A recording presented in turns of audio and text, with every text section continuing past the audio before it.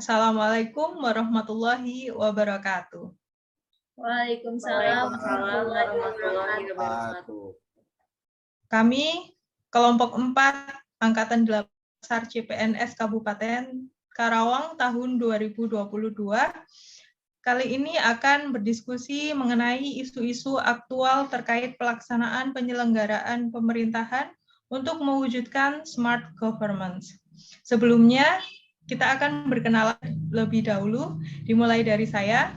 Perkenalkan, nama saya Rislini Noviana. Saat ini aktif bekerja di Dinas Arsip dan Perpustakaan Kabupaten Karawang sebagai ahli pertama pustakawan.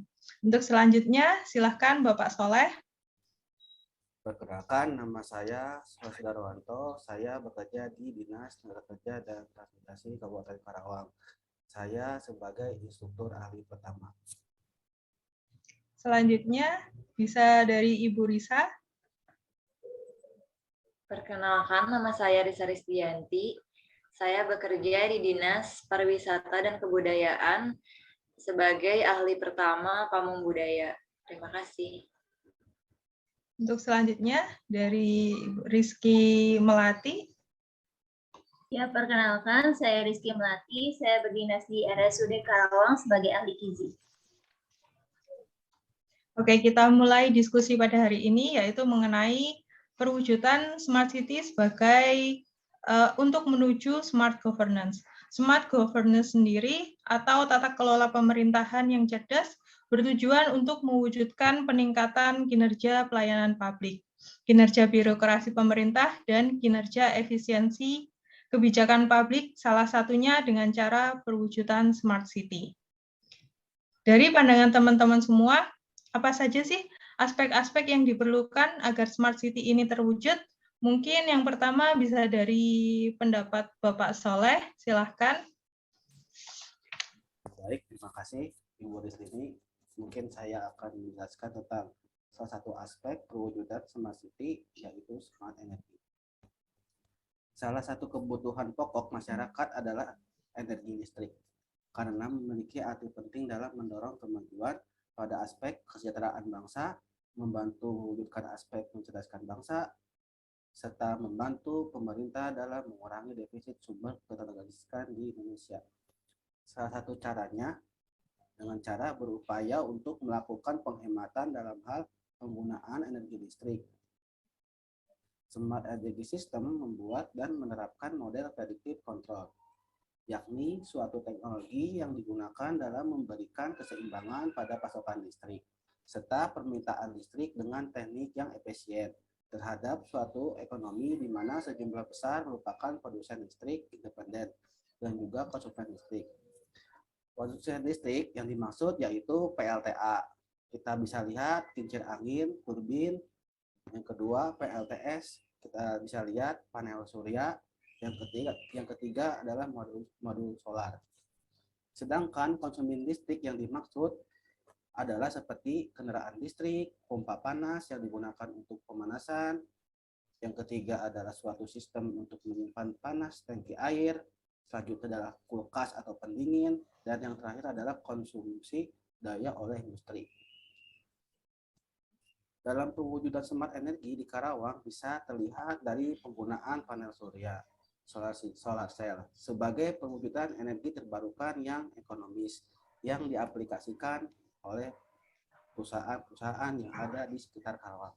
Mungkin hanya itu saja yang bisa saya sampaikan. Mungkin itu hanya pendapat saya, mungkin dari pendapat lain.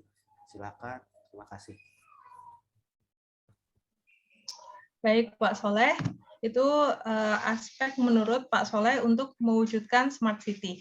Untuk selanjutnya mungkin bisa dari pendapat Teh Rizky Melati, bagaimana caranya untuk mewujudkan Smart City? Ya, terima kasih. Aspek Smart City berdasarkan profesi saya sebagai tenaga kesehatan mungkin tentang smart health ya. Nah, smart health itu sendiri adalah istilah yang digunakan untuk menyebut layanan kesehatan terpadu yang ditunjang kemajuan teknologi digital gitu. Kayak kemarin dunia dilanda wabah COVID dan pembatasan sosial berlangsung di mana-mana. Kebutuhan akan adanya teknologi penunjang sistem layanan kesehatan, masyarakat pun semakin meningkat. Teknologi yang memungkinkan tenaga kesehatan tetap melayani pasien meski adanya berbagai kendala adalah apa yang kita sebut dengan smart health. Tuh. Nah, apa saja keuntungan smart health ini? Yang pertama itu konsultasi dengan dokter bisa dilakukan di mana saja. Dengan adanya fitur telemedicine, pasien dapat dengan mudah berkonsultasi dengan dokter dari mana saja dan kapan saja, tidak terbatas dengan ruang dan waktu. Kemudian mendapatkan resep obat dan menebusnya dengan mudah. Contohnya itu seperti saat ini ada Halodoc ya, jadi kita bisa menebus obat, lalu kita tinggal. Jadi nanti Halodoc yang mengantarkan ke rumah, seperti itu. Selanjutnya, keuntungannya adalah personalisasi data kesehatan. Semua data pasien akan tersimpan di aplikasi, karena itu tenaga kesehatan dapat dengan mudah memberikan diagnosa serta pengobatan yang paling sesuai dengan kondisi pasien. Jadi misalnya kita awalnya sakit dengan gejala ringan seperti batuk pilek, kita berobat ke klinik nih gitu. Nah, di klinik ini kan kita udah ngasih tahu gejala-gejala kita gitu, keluhan kita. Nah, tapi nggak sembuh ternyata gitu. Kita berobat lagi ke pelayanan kesehatan tingkat selanjutnya, yaitu misalnya RSUD. Nah, di RSUD ini kan kita biasanya masih ditanya lagi riwayatnya apa, keluhannya apa. Nah, sedangkan dengan smart health ini harapannya tenaga kesehatan itu tidak perlu menganamnesa terlalu dalam gitu. Jadi dilihat aja di situ udah berapa lama dari dia periksa ke klinik, terus riwayat penyakitnya itu seperti apa gitu. Jadi lebih bisa cepat penanganan pasiennya. Selanjutnya mudah diakses dan klaim ke asuransi lebih mudah. Nah, klaim asuransi ini untuk pengguna asuransi kesehatan di luar BPJS gitu itu bisa lebih mudah gitu dilihat diagnosa apa sih yang dikasih dokter gitu untuk mempermudah klaim asuransinya gitu. Selain itu juga misalnya kayak selama ini kan kita minta surat sakit ya kalau misalnya untuk izin tidak bekerja, izin tidak sekolah. Nah, dengan smart health ini harapannya tuh bisa lebih mudah gitu. Seperti itu. Terus mengurangi beban antrian di rumah sakit. Seperti kasus COVID kemarin, banyak pasien yang dengan gejala ringan itu kesulitan mencari rumah sakit. Di sana sini ini penuh. Nah, dengan smart health ini kita bisa melihat kapasitas tempat tidur, kapasitas IGD, kapasitas ICU dari rumah sakit itu. Jadi kita nggak perlu ngantri terlalu lama. Terus terjangkau ke pelosok selama ada sinyal internet di ponsel. Telemedicine terjangkau ke pelosok daerah yang terjauh sekalipun dari kota selama masih ada sinyal internet tertangkap di ponsel pengguna. Mungkin seperti itu dari pandangan saya terhadap smart health. Selanjutnya bisa dari teman-teman tambahkan aspek lainnya. Silakan untuk Teh Risa, mungkin pandangannya mengenai smart city, aspek-aspek apa saja, aspek lainnya. Baik, terima kasih. Menurut saya, karena berdasarkan dari profesi yang saya jalani, yaitu salah satu aspek dari terbentuknya smart city itu yaitu smart tourism.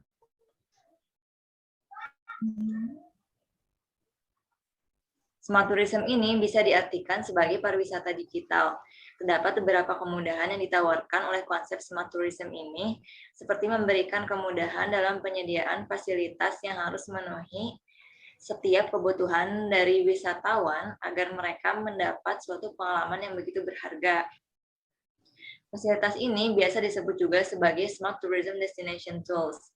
Sebetulnya, Smart Tourism Destination Tools ini didapat dari gabungan dari dua konsep, yaitu Smart Tourism Destinations dan juga Tools. Tools yang dimaksud itu yaitu sekumpulan alat yang gunanya adalah untuk membantu memudahkan setiap pengunjung dalam melaksanakan kegiatan pariwisata mereka. Tidak hanya saat berada di destinasi, tapi juga sebelum atau pre, dan juga sesudah atau post. Jadi setiap Setiap pengunjung itu akan menghadapi berbagai masalah tertentu saat mereka mengunjungi suatu tempat baru, seperti ketika mengambil keputusan akan pergi kemana, atau juga kegiatan apa yang akan dilakukan ketika di tempat tersebut, tentunya dengan keterbatasan waktu. Sehingga ketika seseorang pergi berkunjung ke destinasi tertentu, maka dia akan memerlukan informasi dari orang lain yang bekerja sebagai pemandu wisata, atau setidaknya memerlukan banyak informasi mengenai tempat yang ia kunjungi pada peta maupun buku panduan wisata. Nah, untuk banyak orang, hal tersebut merupakan suatu yang menyulitkan. Namun dengan adanya alat tertentu yang dapat dengan mudah dipakai agar dapat membantu mereka dalam membuat perencanaan, mencari preferensi dengan mudah, melihat banyak informasi dengan cepat, membantu pengaturan biaya, atau membantu mereka dalam mengatur waktu agar lebih efektif dan efisien, maka perjalanan seorang wisatawan dapat lebih bermakna dan lebih bernilai. Salah satu contohnya yaitu di Karawang ini telah diterapkan aplikasi Gokar Sikang Prabu dari Dinas Pariwisata dan Kebudayaan, yaitu sebuah aplikasi yang gunanya untuk memudahkan wisatawan dalam memilih kategori wisata apa yang akan mereka kunjungi. Contohnya yaitu wisata alam, wisata belanja, wisata buatan, wisata kebudayaan, wisata kuliner, wisata religi, sejarah, bahkan wisata industri. Selain itu, di sana pun terdapat beberapa produk aircraft yang bisa diakses langsung oleh wisatawan, sehingga mereka bisa langsung mengkonsumsi produk-produk dari aircraft di Sparbud ini. Selain itu, pada aplikasi ini pun terdapat jarak atau destinasi yang bisa dilihat oleh wisatawan untuk mengakses dari tempat di mana mereka berada hingga ke tempat lokasi. Mungkin sekian yang bisa saya sampaikan mengenai smart tourism ini. Mungkin yang lain bisa menambahkan. Mungkin saya bisa menambahkan, bisa dari aspek transportasi, yaitu dengan perwujudan smart transportation. Smart transportation ini sendiri merupakan bagian dari smart city yang paling penting untuk meningkatkan ekonomi perkotaan. Nah, selain untuk menghemat waktu dan biaya, informasi lalu lintas pun dapat dengan mudah didapatkan oleh pengguna jalan. Sistem yang terintegrasi ini berperan sangat penting dalam smart transportation untuk melaporkan apa saja yang terjadi di jalan raya.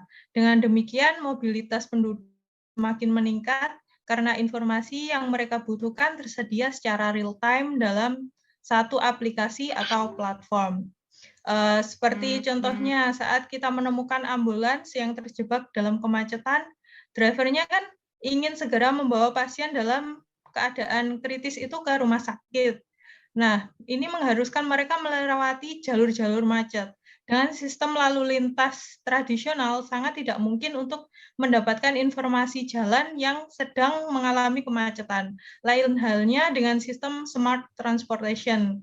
Setiap keadaan darurat dapat dilalui dengan lebih baik, karena dalam aplikasi ini sudah terdapat informasi jalan yang sedang mengalami kemacetan. Sehingga driver pun dengan mudah menentukan mereka harus melewati jalan yang mana agar terhindar dari kemacetan. Nah, untuk sekarang ini penerapan seperti ini bisa kita lihat di Google Maps. Nah, itu kita bisa lihat saat dalam perjalanan, mungkin di depan kita sudah melihat kemacetan seperti itu ya, tanda-tanda kemacetan. Nah, kita bisa lihat dari Google Maps, kalau memang di depan warnanya menunjukkan merah, berarti di depan itu macet. Kita bisa memilih jalan lain yang warnanya hijau yang berarti lancar, seperti itu. Nah, smart transportation ini apa sih yang didapatkan oleh masyarakat keuntungannya? Yang pertama yaitu livability, di mana smart transportation ini membuat kualitas kehidupan penduduk kota itu akan menjadi lebih baik. Karena smart transportation ini mengurangi arus lalu lintas, mengurangi waktu perjalanan. Masyarakat ini memiliki kemampuan untuk mengontrol, memilih, dan meningkatkan keselamatan di jalan. Terus yang selanjutnya yaitu workability. Jadi di sini Sistem transportasi yang sudah smart ini meningkatkan kinerja penduduk kota yang telah mengimplementasikannya, sehingga dapat meningkatkan ekonomi kota menjadi lebih kompetitif dan juga lebih atraktif. Dan yang terakhir adalah sustainable, di mana smart transportation ini dapat mengurangi biaya untuk transportasi. Sebagai contohnya, jika kita terkena macet, bahan bakar habis di jalan karena terjebak kemacetan. Nah, dengan adanya smart transportation dapat mengurangi kemacetan tersebut. Untuk saat ini, penerapan smart transportation hanya sebatas melalui dapat dibantu dengan Google Maps, namun di Karawang ini ada salah satu penerapan smart transportation di beberapa mall itu sudah menerapkan untuk parkir elektronik seperti itu. Itu pandangan dari saya. Mungkin ada tambahan dari yang lainnya mengenai perwujudan smart city di Kabupaten Karawang. Kalau saat ini perwujudan smart city di Kabupaten Karawang itu apakah bisa diterapkan dengan sepenuhnya atau belum sih menurut kalian? Mungkin dari Teh Rizky. Kalau diterapkan sepenuhnya, apalagi di bidang kesehatan mungkin belum ya, masih banyak sekali kendalanya, khususnya kayak kesadaran masyarakat akan kesehatan aja itu masih belum baik gitu. Jadi kayak perlu nggak sih mereka ngecek mencatat riwayat tekanan darahnya, riwayat gula darahnya, itu mereka aja kesadarannya masih kurang gitu. Jadi masih banyak PR dari tenaga kesehatan untuk membenahi itu semua gitu. Oke, itu dari Teh Rizky ya. Mungkin dari lainnya Pak Soleh atau Teh Rizka, silakan. Siapa dulu? Kalau dari saya, mungkin dari Smart Energy, mungkin dari lihat ya di perusahaan-perusahaan di Karawang ada yang menerapkan sistem energi terbarukan, yaitu yang bisa kita lihat solar cell.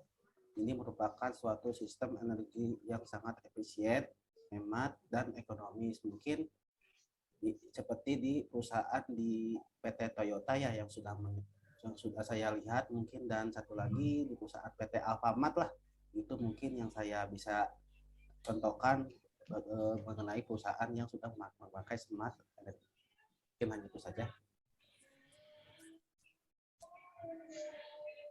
Oke, mungkin selanjutnya pendapat dari Teh Risa. Kalau menurut saya, pada bidang tourism ini sepertinya mulai diaplikasikan, namun pada perkembangannya masih perlu ditingkatkan lagi, sehingga penerapan smart city ini ya memang perlu ditingkatkan lagi pada sektor tourism ini. Sekian. Oke, seperti itu ya. Kalau menurut saya sih dalam bidang transportasi, smart transportasi, penerapannya di Karawang ini ya tadi Mas sudah ada di beberapa mall seperti parking seperti itu, tapi mungkin bisa diterapkan di tempat-tempat lain seperti pemasangan CCTV untuk mengawasi pengendara seperti itu ya, supaya mereka tidak melakukan ini pelanggaran, terus pemberian alat untuk mengukur kecepatan orang yang sedang berlalu lintas, seperti itu sih kalau menurut saya. Demikian ya diskusi kali ini. Mungkin ada tambahan mengenai Smart City kali ini dari teman-teman?